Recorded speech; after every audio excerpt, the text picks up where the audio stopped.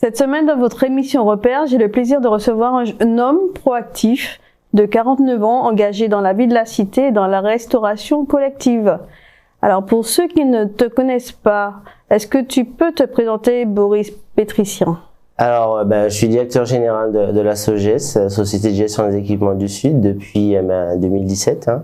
Et la SOGES a comme vocation de produire des repas pour les élèves du premier degré et aussi gérer des équipements sportifs.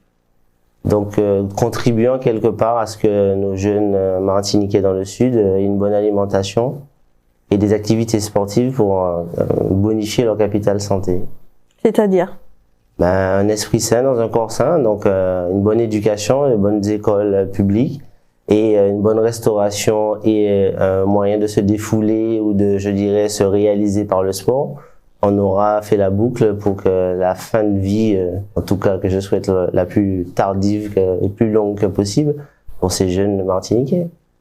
D'accord. On va revenir effectivement sur la restauration collective, puisque en fait tu es surtout là aussi pour nous en parler. Donc depuis 2017, donc tu es directeur général de la SOGES.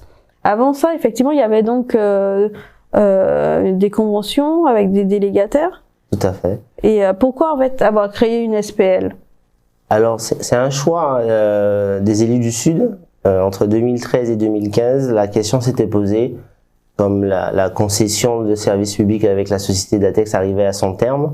Les élus ont fait le choix de se poser cette question ultime, est-ce qu'on continue à externaliser ou est-ce qu'on reprend la main?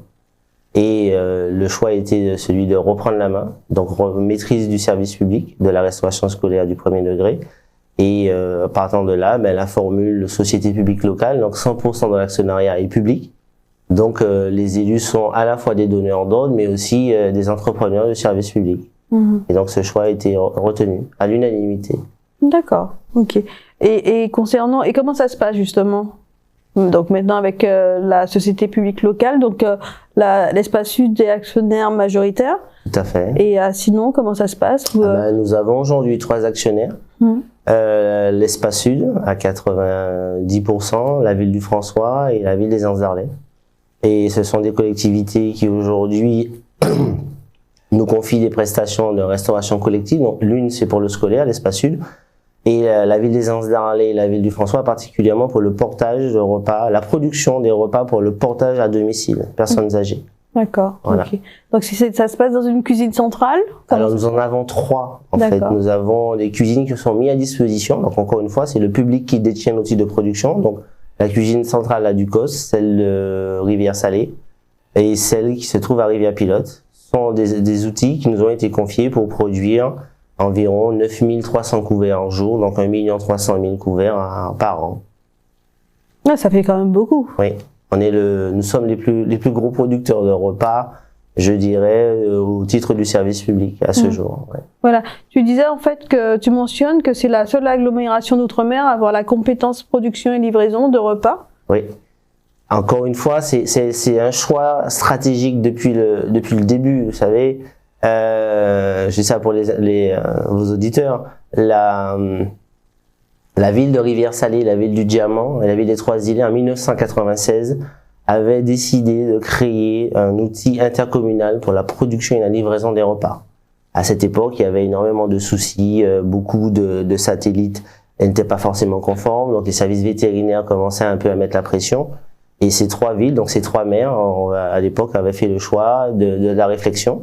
Et ça a abouti justement à cette cuisine centrale à Rivière-Salée qui était d'abord gérée par Datex, puis par Service Chef et maintenant par la SOGES. Donc les élus ont fait le choix de l'intercommunalité pour la restauration scolaire depuis les années 1996. Et à ce jour, la Guadeloupe, la Guyane, même la Réunion n'ont pas fait encore ce choix. Donc nous sommes en train justement de travailler avec la Guadeloupe pour que l'une de leurs communautés d'agglo puisse aboutir à cette délibération pour prendre en charge la production et la livraison des repas pour les scolaires du premier degré.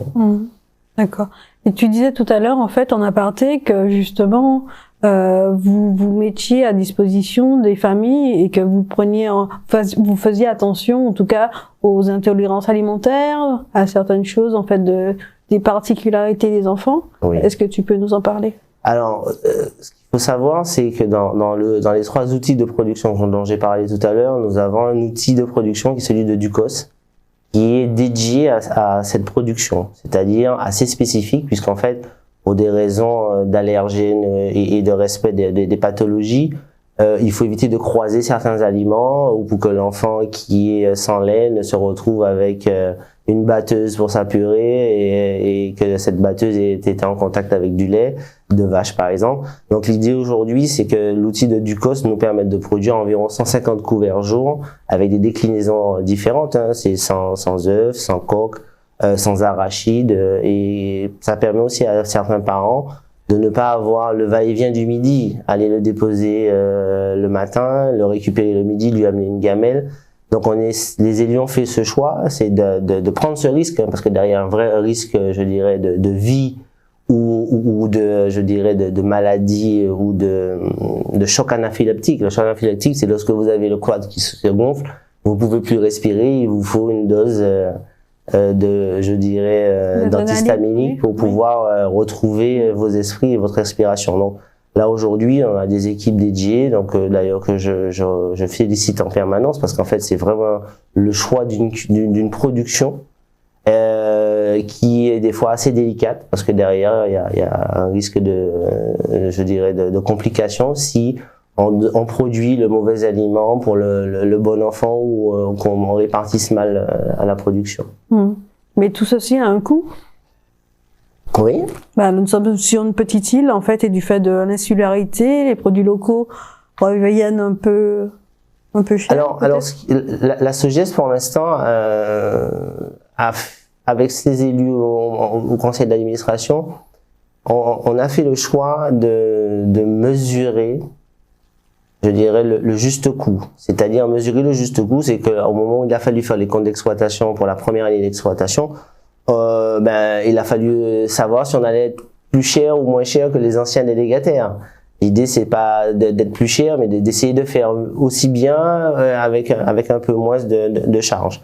Donc petit à petit, depuis 2017, nous avons une situation financière qui nous permet de faire une offre tarifaire pour la collectivité Espace Sud, qui lui permet simplement, de toujours essayer d'avoir, je dirais, une dépense en termes de restauration collective mesurée et sans flamber, parce que derrière ils sont actionnaires.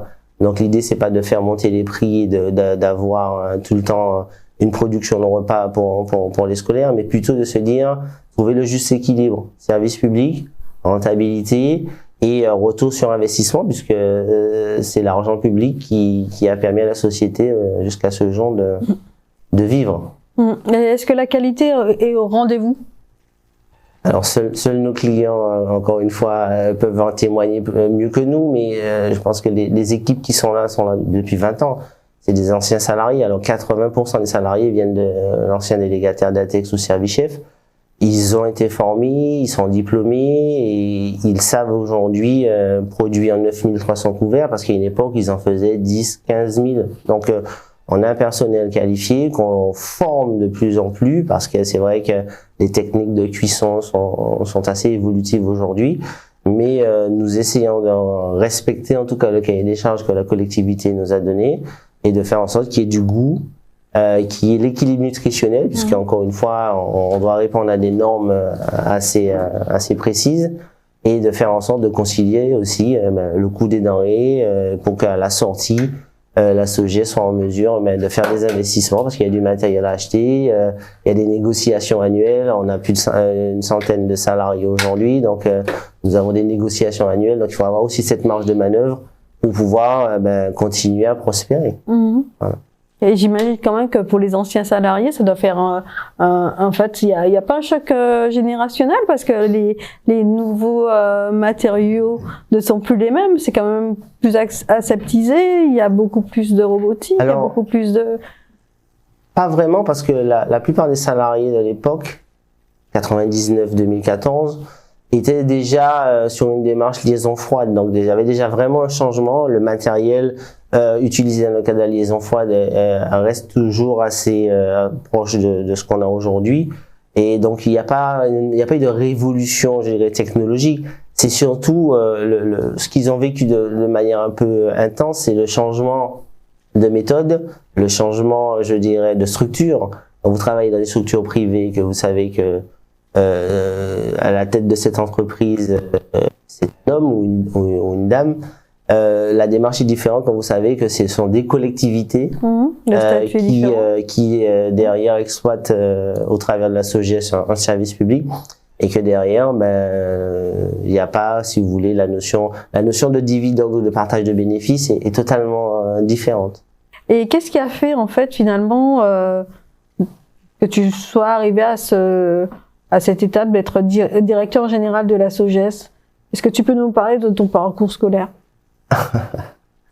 Je vais essayer de faire l'exercice très rapidement parce que j'ai fait mes études en Martinique jusqu'au bac. J'ai eu le bac dans les années 93, Sciences Éco. Et je suis parti ensuite donc Paris, Montpellier, 5e année de droit. Et lors de mon mémoire de 5e année, j'ai rencontré un monsieur qui a été président de la Chambre régionale des comptes de Guadeloupe jusqu'à il y a pas très longtemps, il y a 2 ou 3 ans de ça, il a été muté. C'est monsieur Diringer, je vais donner son nom, et qui m'avait dit, qui est un énarque, qui m'avait dit, monsieur Pétricien, vous voulez retourner au pays? J'ai dit oui. Il m'a dit voilà, je vous donne un sujet. Et c'est l'avenir de l'outre-mer. Je lui dis qu'est-ce que c'est? Il me dit la délégation de service public. Plus ça va aller, plus les collectivités vont avoir du mal à trouver à la fois la ressource humaine, la ressource financière pour les investissements, et ils vont très certainement déléguer de plus en plus certains services. Donc j'ai fait mon mémoire du 17 mai 99 jusqu'à septembre 99 sur la mise en place, le suivi et le contrôle d'une délégation de service public de la restauration scolaire. Et c'était la fameuse délégation avec Datex qui démarrait au 1er septembre 99. Donc, à la suite de ça, il m'a été proposé un premier contrat. Et puis, de fil en aiguille, je me suis retrouvé directeur de service, en charge de la restauration scolaire, ensuite des équipements sportifs, de la culture. Et puis, donc, j'ai un peu cheminé avec les élus du Sud et ils m'ont donné la chance, faut le dire. Parce que c'était pas forcément le sujet le plus simple à cette époque à traiter, pour plein de raisons. Et donc à l'époque c'était monsieur René Corail qui est toujours maire de Trois-Îles, mais qui était président de l'Espace Sud, qui acceptait en tout cas de faire confiance à un jeune qui voulait être de retour et rester en Martinique, de pouvoir œuvrer sur un sujet qui intéressait une communauté. Je veux dire, ça allait de Sainte-Anne jusqu'à Ducos. Et il y avait un vrai challenge dessus et des attentes fortes, des attentes fortes. Donc ensuite, j'ai travaillé toujours à l'Espace Sud sur la construction d'équipements en collaboration avec les services, je dirais, aménagement, puisqu'on a construit la piscine du Saint-Esprit, la piste cyclable de Ducos. Donc à l'époque, c'était mes services qui collaboraient à la partie financière, le montage de l'exploitation, et puis à l'Espace Sud, il y a toujours eu une direction des bâtiments qui fait la conception. Et puis, à la suite de ça, il y a eu les bibliothèques. Parce que, je le dis avec le sourire, j'y connaissais rien, mais le président de la commission culture de l'époque, qui était André Le Sueur, qui est aujourd'hui le président de la SOGES, le président de l'Espace Sud, avait accepté que je puisse monter ce projet-là pour qu'on puisse avoir le premier réseau intercommunal avec le président aussi, maire des Anses d'Arlet, Eugène Larcher, d'avoir le premier réseau des bibliothèques en Martinique et en Outre-mer. Donc c'est encore la même logique que la restauration scolaire. Et puis le dernier point commun, c'est avec ces mêmes élus là que j'ai eu la chance de pouvoir mettre en place avec eux l'informatisation des écoles du Sud. Donc l'élève n'est jamais très loin. Donc la première intercommunalité à avoir doté des 72 écoles du Sud d'ordinateurs, je dirais, dans une salle fermée, climatisée, ça a été l'Espace Sud. Donc tout ça m'a permis d'avoir une expérience, et je dirais, multi-support. Et puis quand est arrivé le moment, puisque mon corps de métier aujourd'hui est issu d'une formation qui est finance droit public. Oui, c'est ça. Droit, ça s'appelait à l'époque droit public économique. Économique, oui. Et en travaillant sur l'audit des comptes des anciens délégataires, le président Larcher m'a posé la question. On était à Paris ce jour-là. Et il me dit, est-ce que ça pourrait t'intéresser de postuler ou d'être candidat si on arrive à constituer la SPL très rapidement. Donc je lui avais dit que tant que j'étais sur la partie analyse, je ne pouvais pas être candidat, mais quand la société existerait, je ferais acte de candidature. C'est ce qui s'est passé. Et j'ai été accepté par le conseil d'administration pour occuper la fonction de directeur général mandataire social. Voilà, très rapide. D'accord. Et de quoi es-tu le plus fier dans ton parcours?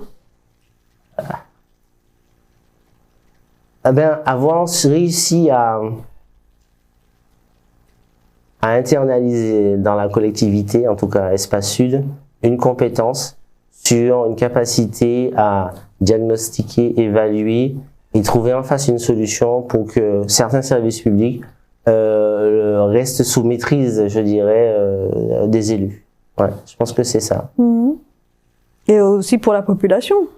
Ah mais bien sûr, parce que ils sont au service de la population, donc je pense qu'à partir du moment où on arrive à leur trouver des pistes de réflexion pour des services publics opérationnels, je pense que derrière la population peut s'en satisfaire. Et tu dis aussi que l'enjeu de fond, c'est de créer une chaîne de valeur. Qu'est-ce que tu veux dire par là? Alors une chaîne de valeur, là, il y a une information ou une donnée en termes de management que j'apprécie depuis maintenant plus d'une dizaine d'années, c'est la notion d'entreprise libérée. Pour libérer une entreprise, c'est comme se libérer soi-même, il faut 2 ou 3 valeurs fortes et qui permet à chaque fois qu'on est dans le doute de s'accrocher pour se relever et aller plus loin. Et en fait, créer cette chaîne de valeur, c'est pas pour la direction générale simplement, mais c'est pour tous les collaborateurs. Si j'arrivais à créer avec les élus 2 ou 3 valeurs fortes, et en se disant, tant qu'on n'est pas dans ces valeurs-là, on n'est pas sur la projection qu'on s'était donnée. Donc c'est ces espèces de curseurs ou je dirais de guillemets qui permettraient à chaque fois de ne pas déborder. Donc ça peut être une valeur au sens plus noble du terme, c'est avoir de la morale, ne pas faire en sorte que la société devienne simplement capitalistique et qu'on est là simplement pour faire du bénéfice, mais aussi avoir une chaîne de valeur pour dire, quand on prend en charge un service public, il faut qu'il soit pertinent et que derrière il y ait un niveau de satisfaction. C'est déjà 2 valeurs et qui aujourd'hui doivent quand même transpirer déjà dans nos relations en interne, puisque sans ces 2 valeurs-là, je pense que la SOGES aurait déjà été fortement décriée. Donc il y a combien d'employés à la SOGES à peu près? 108, 109, ça dépend. Si on a aujourd'hui beaucoup d'agents en CDI, beaucoup d'alternants, parce qu'on a fait le choix, comme je le disais tout à l'heure, il ne faut jamais oublier d'où on vient. Moi, si on m'avait pas accepté en stage en 99, je serais peut-être pas là aujourd'hui. Donc toujours un regard particulier sur l'alternance ou les stagiaires de fin de cycle, 2e, 3e, 4e ou 5e année, quel que soit le sujet, parce que des fois ça tient qu'à ça. Hein. En fait, on n'est pas tous des bêtes de concours ou des bêtes de concours tout court, mais on peut aussi bénéficier de cette capacité, je dirais, de rentrer dans une entreprise, dans un organisme, faire son stage et prouver qu'on est capable de développer plus. Et puis des fois, l'étincelle se fait et puis on vous dit, si vous n'avez pas d'autres projets pour l'avenir, faites un bout de chemin avec nous. Donc moi, je suis partisan de ça à un tel point qu'aujourd'hui, sur certains niveaux scolaires, il faut que ça soit le jeune qui vienne, sans parents, et il nous explique pourquoi et comment il a envie d'être là avec nous, quoi. C'est pas simplement la lettre. C'est un peu compliqué si effectivement il n'est pas coaché, il n'est pas accompagné. Non, mais pour certains jeunes, ça peut être difficile. Ah oui, mais c'est le pied à l'étrier.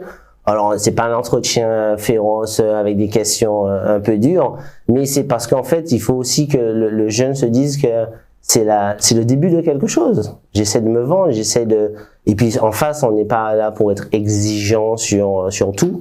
Mais c'est de leur faire comprendre qu'à un moment donné, si tu veux, il faut que ça soit toi qui viennes demander.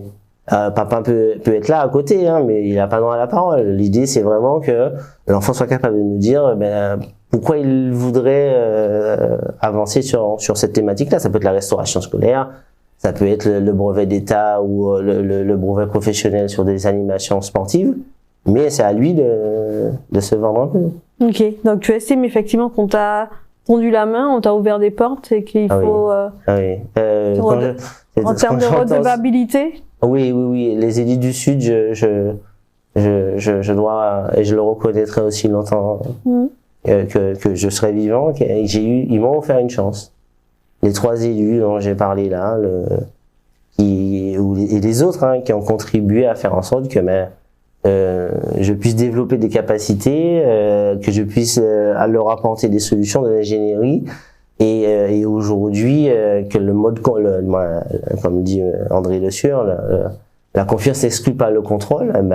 Chaque fois qu'il faut contrôler, me dire c'est pas comme ça, on aurait mieux fait comme ça, chacun, les binômes, puisque je travaille avec plusieurs élus, les binômes se complètent. Mais il y a aussi chez toi ce qu'on ressent quand même une culture de la qualité et de trouver des solutions. Est-ce que ça te vient de tes parents? Est-ce que ça te vient de ton enfance?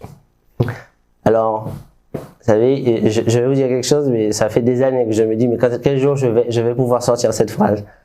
J'ai un grand-père qui me disait, à moi en tout cas, personnellement, il disait, peut-être pas fait pour payer, mais pour réfléchir.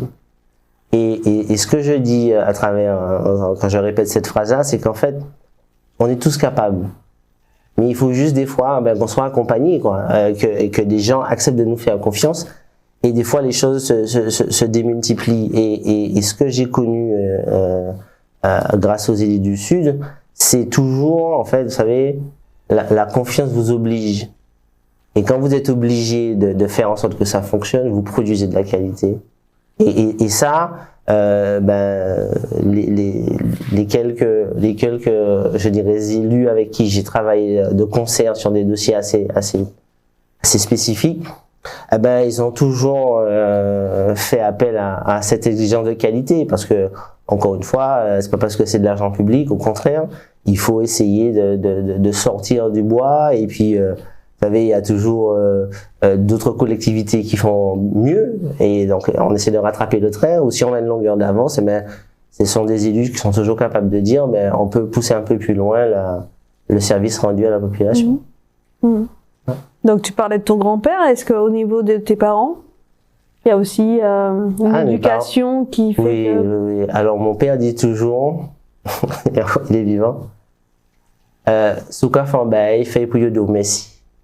Et ça a toujours été, c'est-à-dire que si vous savez, alors vous avez le droit d'avoir vos limites, mais si vous savez que vous ne pouvez pas aller jusqu'au bout, c'est pas la peine de vous engager. Et ça, au début, ça paraissait comme une contrainte, mais aujourd'hui, si on me dit demain matin, vous serez directeur général, je sais pas moi, à la NASA, je dirais non, c'est pas possible. Faut savoir connaître ses limites, mais à partir du moment où vous vous engagez, pareil avec les élus, quand vous vous engagez avec un élu, il faut aller jusqu'au bout, parce que derrière on peut pas, sauf s'il y a plus les moyens, mais un projet, il a un début et il doit avoir une fin, et la fin il faut la garder en perspective. Donc il y a des journées portes ouvertes, c'est ça? Alors une journée, un moment de rencontre, parce qu'en fait ça se fait pas, et en fait on a cherché à savoir comment essayer de faire parler de la SOGES, de la faire connaître, autrement que par, je dirais, le 3x4 ou par les réseaux sociaux. Et je me suis dit, tiens, avec les élus, on pourrait imaginer un moment de rencontre très simple, très solennel, en disant, voilà, venez à notre rencontre. On gère la piste cyclable de Ducos pour l'espace sud. On a un grand espace, on propose aux parents d'élèves de venir échanger avec nous sur la politique nutritionnelle, sur les fameux PAI, l'accueil des enfants atteints de troubles de la santé. Et puis en même temps, comme on a des exploitations d'équipements sportifs, donc le centre nautique des Anses d'Arlay, la piste intercommunale à Ducos, mais aussi la piscine communautaire. Donc nos moniteurs seront présents, donc on va pouvoir aussi dire voilà les activités qu'on peut vous proposer, temps scolaire et pendant les vacances scolaires. le savoir nager, le savoir rouler, la voile scolaire. Donc, je pense qu'on a suffisamment de matières et de produits, en plus de la restauration scolaire, à faire découvrir aux parents. Et ça peut être comme ça se fait pour les journées des associations, mais là, c'est la demi-journée SOGES. Et c'est dire aux parents, ben, en venant, vous allez repartir avec une information utile. On va dire ça comme ça. Et c'est prévu où? Piste cyclable de Ducos. Alors, c'est quartier Bac. Si ma mémoire est bonne, ça va être la RN9 ou la RN8. Et c'est un espace clos qui est sécurisé, donc, et qui permet l'apprentissage du vélo. D'accord. En toute sécurité. On a des vélos qui peuvent être mis à disposition, donc on a un parc de vélos que les gens pourront utiliser. Donc pendant que cette demi-journée aura lieu, ben, nos moniteurs de vélo vont faire découvrir à monsieur tout le monde, personnes âgées, seniors, moi ou plus jeunes, l'apprentissage du vélo. Donc si vous avez un vélo et vous savez pas quoi faire le 22 avril, ben, vous pouvez venir essayer d'améliorer votre maîtrise du vélo. D'accord, même pour ceux qui sont en fait hors espace sud. Bien sûr, tous les Martiniquais sont attendus parce que derrière l'idée de la piste cyclable, c'est pas d'apprendre uniquement à pédaler au sudiste, on va dire ça comme ça, mais si vous habitez le Labantin, vous n'êtes pas très loin, vous faites le crochet, vous n'avez pas de vélo, mais vous pouvez quand même venir parce qu'on pourra prêter à vos enfants un vélo. Et puis vous allez découvrir ce qu'on propose à la piscine du Saint-Esprit ou au centre nautique des Anses d'Arlay, donc en termes d'activité sportive. Et puis vous allez peut-être aussi pouvoir échanger sur le portage des repas, puisque comme j'ai dit tout à l'heure, la ville du François et la ville des Anses d'Arlay nous ont fait confiance pour qu'on puisse produire des repas pour, je dirais, cet âge noble qui est celui des seniors, et de faire en sorte qu'ils aient une alimentation équilibrée. Donc ça fait toujours plaisir. Vous travaillez pour les plus jeunes et vous travaillez pour les aînés. Donc la boucle peut être bouclée avec la SOGES. On va dire ça comme ça. D'accord, ce sera aussi l'occasion effectivement d'aller au plus près de la population et de poser des questions aussi, et puis qu'ils vous connaissent. Alors on est prêt. Qui vous fassent des retours aussi. Mais bon ou pas bon, vous savez, moi je pars du principe qu'il faut pas se cacher. Quand vous faites ce choix-là de laisser les gens venir à votre rencontre, vous aurez des avis circonstanciés, des avis très négatifs, mais à un moment donné, nous, avec les collaborateurs, on va faire un point et on va évaluer les points sur lesquels il faut qu'on fasse des efforts. Et je pense que toute critique positive, constructive, sera bonne à prendre. Je sais que tu es passionné aussi de triathlon. Alors j'étais président de la Ligue de triathlon. Pendant très longtemps. Ben oui, de 2012 à 2019, si ma mémoire est bonne. Oui. Et toujours dans le même contexte. L'idée, c'est la Ligue de triathlon était arrivée à un moment donné où il fallait faire une bascule.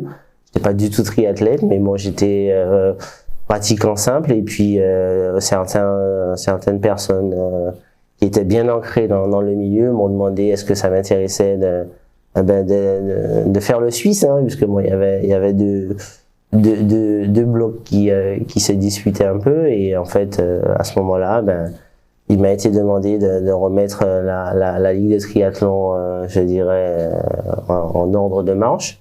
C'est ce qui a été fait avec tous les clubs qui ont bien voulu se constituer pendant ces 2 mandatures. Donc ça s'est très bien passé, une bonne expérience. Et tout à l'heure, on parlait de qualité et d'exigence. Pareil, ce qu'on dit à la SOGES, moi je me le suis appliqué et je me l'applique toujours, c'est-à-dire, encore une fois, le triathlon, c'est beaucoup d'endurance, donc il faut toujours se donner un cap. C'est aussi de l'exigence pour pouvoir encaisser les entraînements, mais c'est aussi une bonne alimentation. Donc je suis pas trop loin de ce que je propose aux parents d'élèves ou aux élèves dans ma propre vie. Voilà. D'accord. Qu'est-ce que je peux te souhaiter pour la suite, à part dire effectivement donc aux personnes qui seraient intéressées de venir le 22?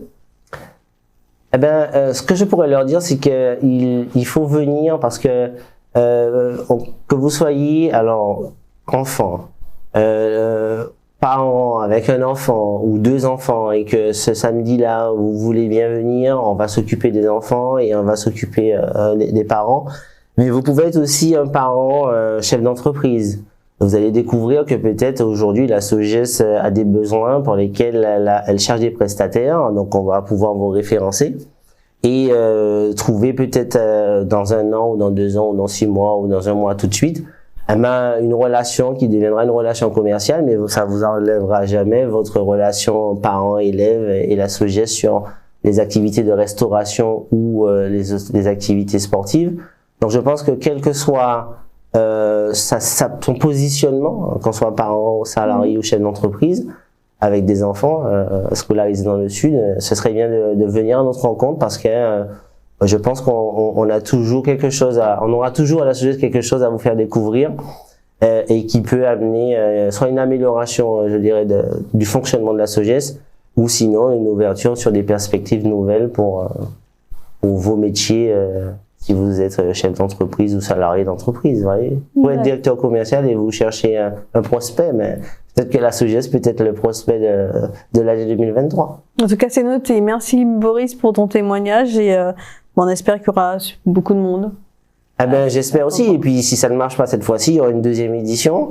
Et on essaiera de faire en sorte que... Et puis, je tiens aussi à remercier mes fournisseurs, hein, parce qu'il y a certains prestataires avec qui on travaille, qui ont accepté de venir présenter aussi leurs produits.